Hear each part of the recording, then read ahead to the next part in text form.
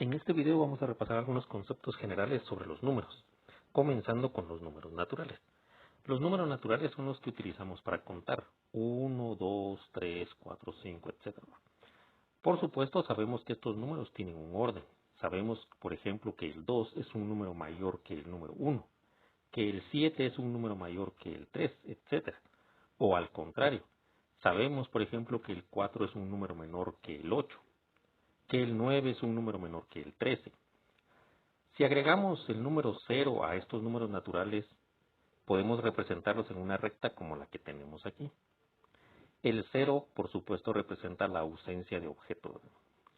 En esta recta, los números se han representado de la forma convencional, de izquierda a derecha, aumentando de izquierda a derecha.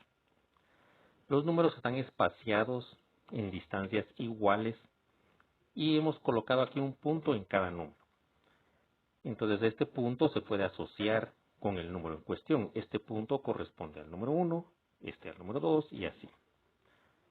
Y podemos decir entonces que el número representa la distancia desde el número 0 en esta recta.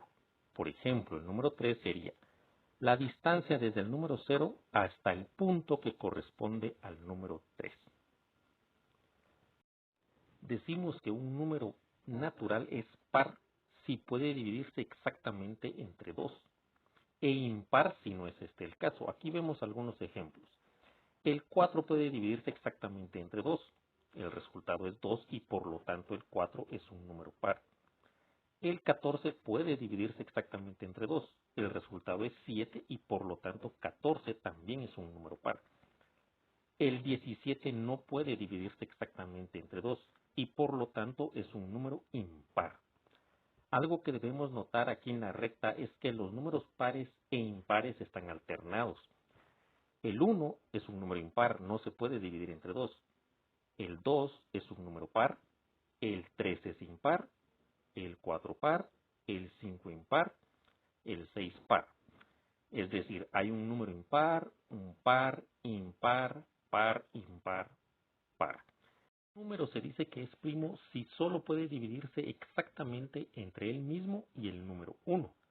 Concretamente, un número primo solo tiene dos divisores o factores. Los primeros números primos los podemos ver en esta lista. No aparece el número 1 porque el número 1 solo tiene un divisor, que es 1. El primer número primo es 2. Consideremos ahora los números enteros. Si en la recta numérica anterior consideramos las distancias hacia la izquierda del punto 0 o correspondiente al número 0, y decimos que las distancias hacia la derecha del número 0 son positivas y las distancias hacia la izquierda del número 0 son negativas, podemos visualizar la recta numérica correspondiente a los números enteros. Ahora colocamos un punto en el número 0 porque el 0 forma parte de los números enteros. Se sobreentiende que de este lado derecho escribimos 1 en lugar de más 1, 2 en lugar de más 2. Una regla habitual en matemática porque cuando un número no tiene signo se sobreentiende que es positivo, ¿verdad? Una observación importante que debe hacerse ahora es que entre dos números naturales o enteros consecutivos no existe ningún otro número natural o entero. Por ejemplo, entre el número 1 y el número 2 no existe otro número entero. Del número 1 nos saltamos directamente al número 2, del 2 al 3 y así sucesivamente. En los números enteros no existen números en este espacio, ¿eh? Entre el 1 y el 2, entre el 2 y el 3, entre el 3 y el 4, etc. Esto significa entonces que cada número tiene un predecesor y un sucesor específicos. Por ejemplo, el número 5 tiene un predecesor, es decir, el que está antes, el número 4, y un sucesor, que en este caso es el 6. Está claro que en los números naturales el 1 no tiene un predecesor, ¿verdad? Porque es el primer número. Los conceptos de número par o impar también aplican a los números enteros, considerando al 0 como un número par. Veamos ahora el concepto de factores primos. Los factores primos de un número son aquellos números primos que al multiplicarse entre sí dan el número dado. Aquí tenemos algunos ejemplos. El 21 es igual a la multiplicación de los números primos 3 y 7. El 44 es igual a la multiplicación de los números primos 2, 2 y 11. Alguien podría decir que el 44 también tiene los factores 22 por 2, pero 22 no es un número primo. El 63 es igual a la multiplicación de los números primos 3, 3 y 7, y el 78 igual a la multiplicación de los números primos 2, 3 y 13. Este conjunto de números primos es único para cada número. Algunas calculadoras traen una función para poder visualizar rápidamente los números primos de un número dado. Podemos deducir algunos hechos importantes de estos factores primos. De lo anterior se pueden deducir los siguientes hechos. 1. La multiplicación de un número par con otro número, sea par o impar, da como resultado otro número par. Es fácil entender esto si entendemos que el número par tiene un 2 como uno de sus factores primos, y al multiplicarlo por otro número, sea par o impar, ese 2 permanecerá como un factor primo y por lo tanto el resultado será un número par. El segundo hecho es que la multiplicación de dos números impares da como resultado otro número impar. Nuevamente, si multiplicamos dos números que no tienen el 2 como uno de sus factores primos, pues en el resultado no podrá aparecer un 2 mágicamente. El resultado permanecerá con factores primos, pero no el 2, y por lo tanto será un número impar. De lo anterior también podemos deducir estas siguientes fórmulas importantes. Dice, si n es cualquier número entero, entonces un número par se puede representar por 2 por n, donde n es cualquier número entero. Esto es relativo al primer hecho que tenemos aquí arriba, que dice que la multiplicación de un número par con otro número, sea par o impar, da como resultado otro número par. 2 es un número par, y si lo multiplicamos por cualquier otro número, el resultado será un número par. La siguiente fórmula es, un número impar se puede representar por 2 por n más 1.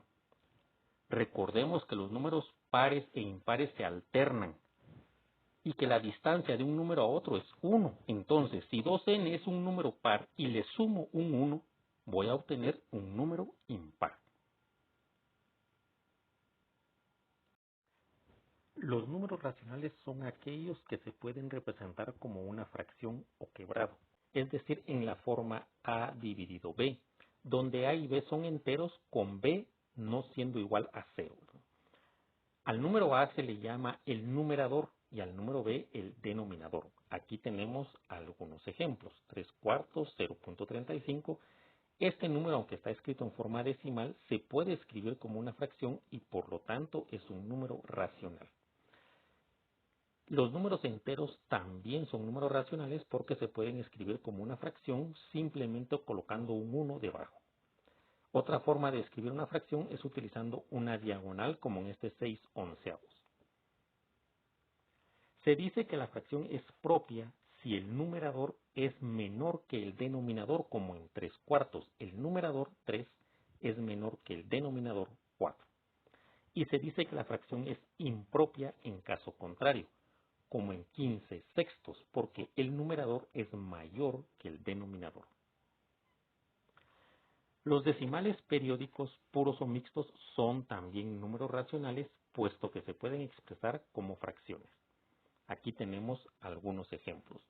Los tres primeros números son periódicos puros, porque el periodo comienza justo después del punto decimal. Aquí 0.45, 45, 45, 0.3333. Y el último es un periódico mixto porque el periodo no empieza justo después del punto decimal. Una fracción mixta es la que se compone de un entero y una fracción. Algunos ejemplos los tenemos aquí. Y estos también son números racionales, puesto que estas fracciones mixtas se pueden escribir como una fracción impropia. Solamente las fracciones impropias se pueden representar como fracciones mixtas. A diferencia de los números enteros, donde cada número tiene un predecesor y un sucesor, esto no ocurre con los números racionales. Entre cada par de números racionales siempre hay otro racional. Se dice entonces que los números racionales son densos. Este procedimiento de encontrar un número racional entre un par cualquiera de números racionales se puede repetir infinitamente y por lo tanto hay un número infinito de números entre cualquier par de números racionales. Y a esto nos referimos cuando decimos que los números racionales son densos. Los números irracionales son aquellos números que no se pueden expresar como una fracción. Algunos ejemplos son el número pi, la raíz de 2, el número e, que es la base de los logaritmos naturales, la raíz de 5. Estos números también son densos, es decir, que un número irracional en particular no tiene un predecesor ni un sucesor, porque entre cualquier par de números irracionales existe una infinidad de otros números irracionales. Y por último tenemos a los números reales. Dice, el conjunto de los números reales es el que se obtiene al juntar los números racionales con los números irracionales. Como es de esperarse, este conjunto de números también es denso. Bueno, ahora vamos a ver algunos ejemplos aplicando estos conceptos que acabamos de repasar.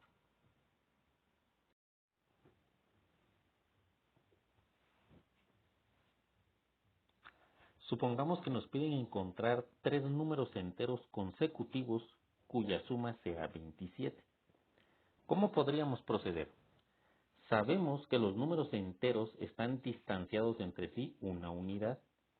Entonces, por ejemplo, si llamamos x al número más pequeño de estos tres y le sumamos el que sigue, su sucesor, que es x más 1, y le volvemos a sumar el sucesor de este, que sería x más 2, x más 2, e igualamos esto a 27, obtenemos una expresión matemática que representa este problema. Tres números consecutivos cuya suma es 27. X es el más pequeño, su sucesor es x más 1 y el sucesor de este sería x más 1, que es x más 2. Ingresamos la expresión, se simplifica. Aquí no vamos a ver realmente cómo resolver este problema, solo vamos a ver cómo conocer las propiedades de los enteros nos permite plantear este tipo de problemas. Lo vamos a resolver utilizando un comando aquí.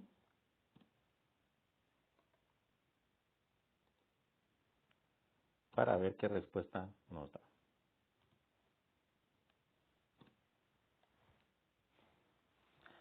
Bueno, entonces nos dice que el número más pequeño es 8. Y entonces los tres números enteros consecutivos serían 8 más 9 más 10. Veamos si dan 27. Correcto, dan 27. Pero el problema pudo haberse planteado de otra forma. Por ejemplo, podríamos haber dicho x representa el número más grande de estos tres. Y entonces el predecesor de este sería x menos 1. Y el predecesor de este sería x menos 1, o sea, x menos 2. Y otra vez, esta suma tendría que ser igual a 27. Ahora, por supuesto, obtenemos una expresión diferente, pero vamos a resolverla, a ver si obtenemos la misma respuesta.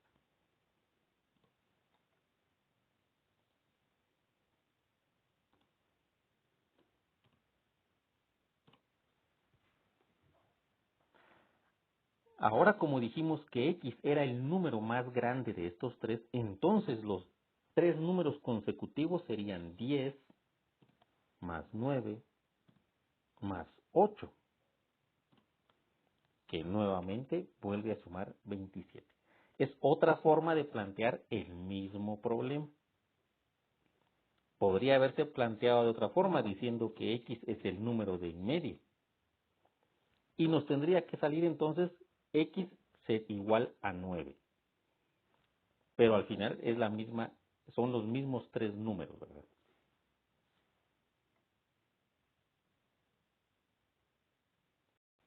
Ahora supongamos que nos piden encontrar tres números pares consecutivos cuya suma de 48. ¿Cómo podríamos plantear este problema? Si x es el número par más pequeño de estos tres, entonces el par que le sigue a este sería x más 2.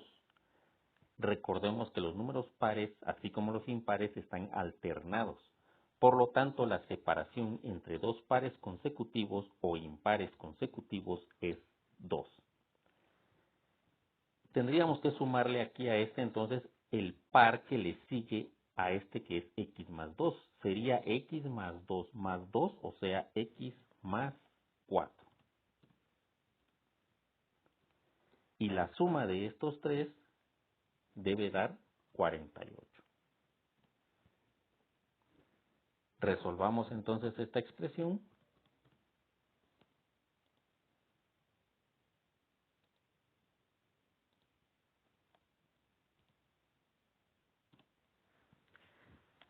Y nos dice que el número par más pequeño de estos tres es 14.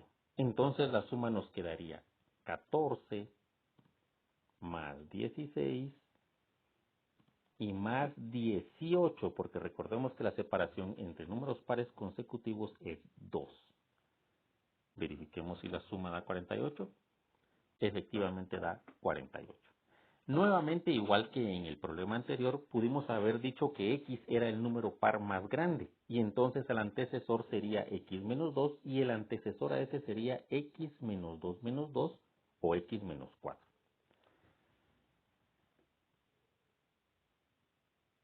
De forma similar, supongamos que ahora nos piden encontrar tres números impares consecutivos cuya suma de 81. Los números impares consecutivos también están separados por una distancia de 2. Entonces, ¿cómo podríamos plantear este problema? A ver, para cambiar un poquito la forma de solución, supongamos ahora que x es el impar más grande. Entonces nos quedaría el impar más grande más el impar anterior, que sería x menos 2. Y el impar anterior a este, que sería x menos 2, o sea, x menos 4. Y la suma de estos tres debería dar 81.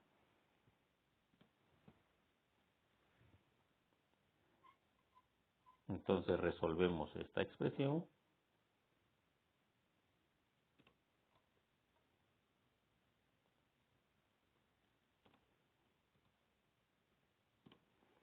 Y nos da que el impar más grande de estos tres es 29. Entonces deberíamos tener que la suma de 29 más 27, que es el impar anterior a este, más 25, que es el impar anterior a 27, debería dar 81. Correcto.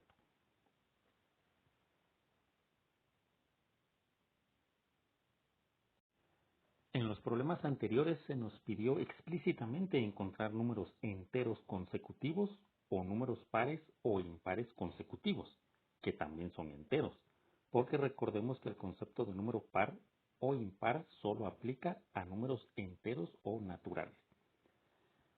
Pero por supuesto no siempre va a ser este el caso. Podríamos tener un problema donde se nos pidan números que no necesariamente van a ser enteros. Podrían ser números racionales o números irracionales. Imaginemos, por ejemplo, que se nos pide encontrar dos números cuya suma sea 8 y cuya resta sea 3. Digamos, por ejemplo, que x va a ser el número mayor de estos dos números. El número mayor porque sabemos que los dos números no son iguales. Si fueran iguales, su resta sería igual a 0, pero su resta es igual a 3. Entonces, podemos escribir nuestra expresión para este problema sería x, que es el número mayor, menos el número menor. Pero, ¿cómo expresaríamos el número menor? Ya que los dos números deben sumar 8, entonces si x es uno de esos números, el otro número debe ser 8 menos x. Y la resta del número mayor menos el número menor tiene que ser igual a 3. Esta expresión matemática representa este problema. Busquemos entonces cuál es el número mayor, puesto que dijimos que x es el número mayor.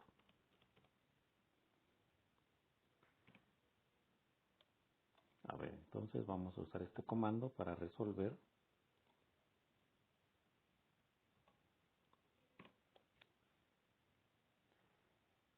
Y efectivamente, el número mayor no es un número entero, es un número racional. Lo podemos poner como decimal, es 5.5. Entonces, ¿cuál será el otro número? A ver, el otro número sería 8 menos 5.5. En decimal es 2.5. Dos números que sumados dan 8. Vamos a ver, queden 8.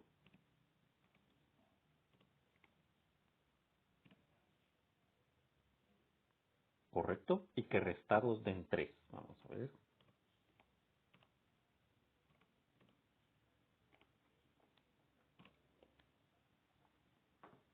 3. Efectivamente, entonces en este caso no se nos decía que fueran enteros.